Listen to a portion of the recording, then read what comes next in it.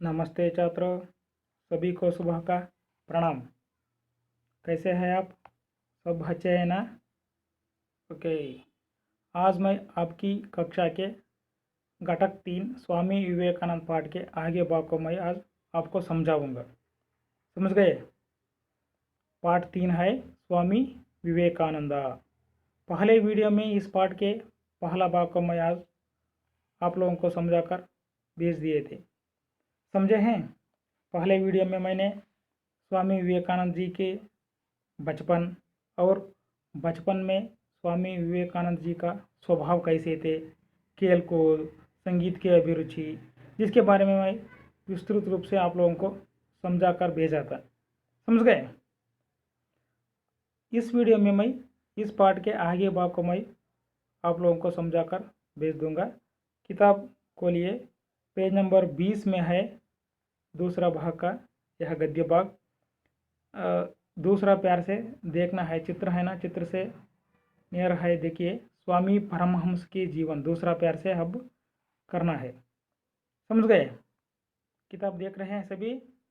देखिए, स्वामी परमहंस के जीवन दर्शन से विवेकानंद इतने प्रभावित हुए थे कि उन्होंने अपने गुरु के संदेश का प्रसार करना चाहा। देखिए, स्वामी विवेकानंद जी ने रामकृष्ण परमहंस के जीवन और दर्शन से प्रभावित हो गए थे। वे इतना प्रभावित हो गए थे कि गुरु का संदेश का प्रसार करना अपना परम कर्तव्य समझ गया। इतने प्रभावित हो गए थे रामकृष्ण परमहंस के जीवन और दर्शन के बारे में। और रामकृष्ण परमहंस जी भी विवेकानंद जी को शिष्य के रूप में स्वीकार कर दिया था। मैंने पहले वीडियो में ही यह बात बताया था। और गुरु के आदर्शों को, गुरु के तत्वों को पालन करते हुए उनका प्रसार करना विवेकानंद जी का परम कर्तव्य है। इसलिए वह गुरु के संदेशों को प्रसारित करने का कार्य करते रहे। जनता को सत्य की राह दिखाने के लिए सितंबर सन 1893 को वे संयुक्त राज्य अमेरिका गए। देखिए, भारतीय धर्म और तत्व का प्रसार करने के लिए स्वामी विवेकानंद जी ने अमेरिका गए। कब गए? 1893 में। 1893 में वे संयुक्त राज्य अमेरिका गए। देखिए, वहाँ पर उस समय वहाँ शिकागो नगर में सर्वधर्म सम्मेलन हो रहा था। 1893 में अमेरिका में शिकागो नगर में सर्वधर्म के सम्मेलन चल रहा था। सारी दुनिया के सभी धर्मों के नेतागण, धार्मिक मुख्य नेतागण वहाँ पर आए हुए थे। वे अपने अपने धर्म के बारे में, धर्म प्रसार के बारे में, अपने अपने तत्वों के बारे में, आदर्शों के बारे में सभी को समझाने के लिए वहाँ पर आए थे।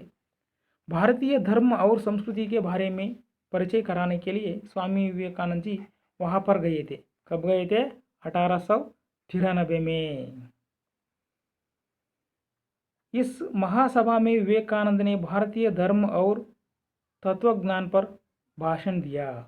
देखिए, वह सर्वधर्म सम्मेलन में भारतीय धर्म और तत्वज्ञान पर स्वामी विवेकानंद जी ने एक लंबा भाषण दिया था।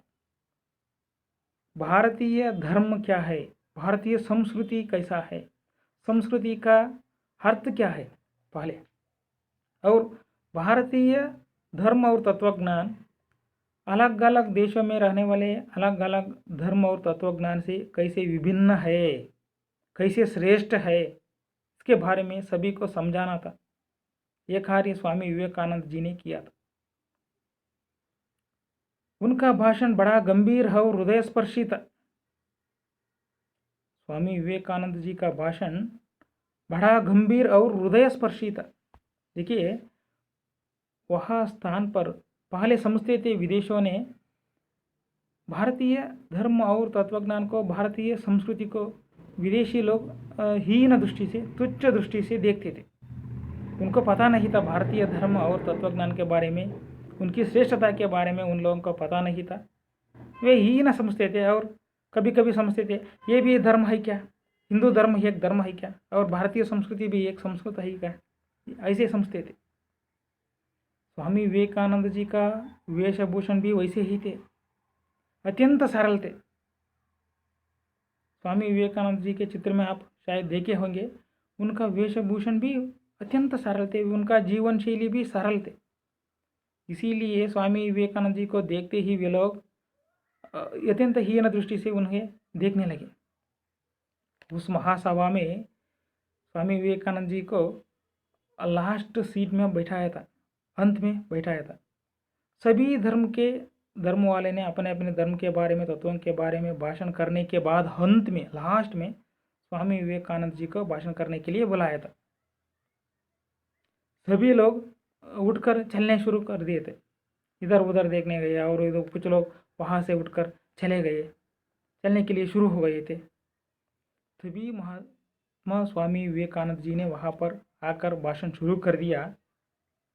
उनका भाषण सुनते ही लोग गंभीर रूप से और हृदय स्पर्शी से विवेकानंद जी को नमन कर दिया। स्वामी विवेकानंद जी ने सिर्फ 2 शब्दों से भाषण शुरू कर दिया, भाइयों और बहनों, brothers and sisters.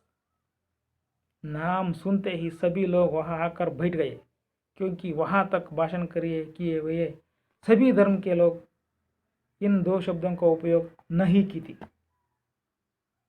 Swami Vivekananda ji ने 2 शब्दों का उपयोग किया, विश्व धर्म है, विश्व में सभी होने वाले मेरे भाइयों बहनों है। ये शब्द सुनते ही सभी लोग वहां आकर बैठ गए। उनका भाषण भी वैसा था, हृदय स्पर्शी और बड़ा गंभीर था। भाइयों बहनों कहते ही सब एक है, एकता का भाव है, सारी दुनिया में रहने वाले सब एक है, समझ गए। उनकी वाणी सुनकर श्रोतागण मुग्ध हो गए। देखिए, कुछ लोग चलने के लिए शुरू हो गए थे, कुछ लोग चले गए थे, कुछ लोग इधर उधर देखते रहे थे ना। उनका बात, वाणी मीन्स बात सुनते ही शब्द श्रोतागण मुग्ध हो गए, मंत्रमुग्ध हो गए थे। बड़ा लंबा भाषण दिया था स्वामी विवेकानंद ने वहां पर। सब लोग वहां चुपचाप बैठकर सुनते थे भारतीय धर्म और तत्वज्ञान के बारे में। भाषण होने के बाद विदेशों के मन में एक गौरव का बात आ गई, भारतीय धर्म क्या है और संस्कृति क्या है, इसके बारे में वे समझ गए। वैसा काम किया था स्वामी विवेकानंद जी। इसके लिए आज भी सारी दुनिया में अमर है स्वामी विवेकानंद का नाम। बड़ा गौरव की बात है भारतीयों के लिए, तो समझ गए। कुछ समय तक वे अमेरिका में ही रहे और अपने भाषणों द्वारा लोगों को त्याग और संयम का पाठ पढ़ाया।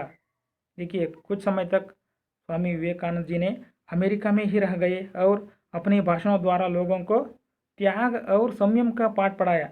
भारतीय धर्म और संस्कृति में त्याग और संयम का महत्व क्या है, मनुष्य के जीवन में उसका अर्थ क्या है, उसके बारे में समझाया।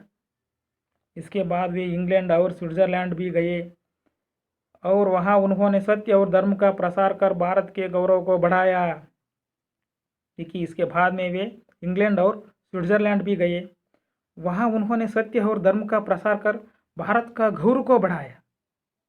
ये तो बड़ी गर्व की बात है या नहीं। स्वामी विवेकानंद जी के बारे में हम लोग सोचते हैं, समझते हैं, तो ये तो बड़ी गर्व की बात है। विदेशों में भारतीय तत्व और धर्म का प्रसार करते हुए इंग्लैंड गए थे, स्विट्जरलैंड गए थे, अमेरिका गए थे। वहाँ पर उन्होंने भारतीय धर्म और तत्वशास्त्र को अच्छी तरह से समझाया था। अनेक विदेशी स्वामी जी उनके शिष्य बन गए। अनेक विदेशी स्वामी जी स्वामी विवेकानंद जी के शिष्य बन गए। उनमें से कुमारी मार्गरेट एलिजाबेथ का नाम उल्लेखनीय है। उनमें से कुमारी मार्गरेट एलिजाबेथ का नाम उल्लेखनीय है, जो स्वामी जी की अनुयायिनी बनकर सिस्टर निवेदिता के नाम से संसार में प्रसिद्ध हुए। देखिए, आज भी सिस्टर निवेदिता का नाम अमर है, क्योंकि वह स्वामी विवेकानंद जी के शिष्य बन गए थे। इसीलिए वह सारी दुनिया में प्रसिद्धि हुई। स्वामी विवेकानंद ने भारत में भी भ्रमण करके भारतीय संस्कृति और सभ्यता का सदुपयोग दिया। देखिए, स्वामी विवेकानंद ने भारत में भी भ्रमण करके भारतीय संस्कृति और सभ्यता का सदुपयोग दिया।